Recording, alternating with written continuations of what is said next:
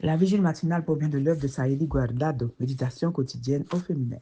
La méditation de ce matin, aujourd'hui, 3 septembre 2025, est tirée de Ézéchiel 24, verset 18. J'avais parlé au peuple le matin et ma femme mourut le soir. Le lendemain matin, je fis ce qui m'avait été ordonné. Ne pleure pas pour elle, page 254. Elle était sa raison de vivre, elle était son aide dans son ministère, elle était le délice de ses yeux.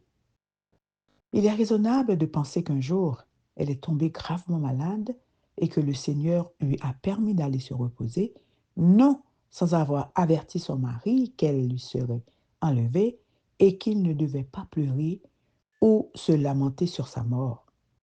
Il n'avait pas le droit d'exprimer son chagrin de manière visible. On ne dit plus rien d'elle. Elle apparaît dans un bref coup de pinceau comme la femme d'Ézéchiel et l'on sait qu'elle est morte un soir. 9 années s'étaient écoulées depuis leur départ en captivité et elle jouait un rôle important en tant qu'épouse du prêtre et prophète d'Ézéchiel. Il était maintenant seul pour accomplir la tâche énorme et exigeante du ministère. Ce récit raconté dans les Écritures me rappelle une autre réalité. En l'espace de 12 mois, j'ai appris que 5 femmes de pasteurs étaient allées se reposer. Une maladie soudaine a écourté leur vie. Elles étaient décrites comme les femmes guerrières, dévouées au service de Dieu, de bonnes mères et d'excellentes épouses. Pourquoi donc ont-elles été enlevées à leurs maris et leurs enfants? Nous n'aurons pas de réponse convaincante et sans équivoque, mais ce dont je suis sûr, c'est que, comme le prophète Ézéchiel, les ministres de la parole de Dieu d'aujourd'hui ne sont pas à l'abri des attaques de l'ennemi. Les familles pastorales ne vivent pas dans une bulle protégée des flèches sataniques. Au contraire, elles sont l'une des cibles préférées de l'ennemi pour ébranler les églises, que ce soit en arrachant des membres à leur famille ou en envoyant le péché envahir le lit conjugal. Satan les attaque sans relâche.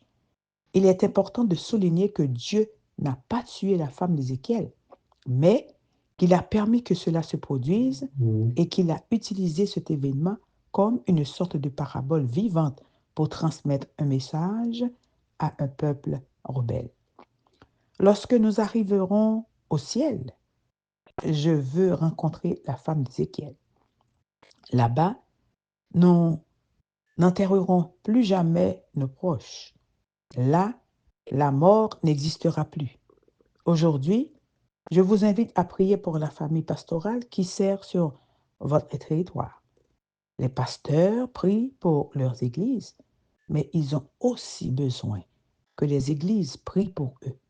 Aujourd'hui, comme hier, Dieu continue de transformer des tragédies en bénédictions.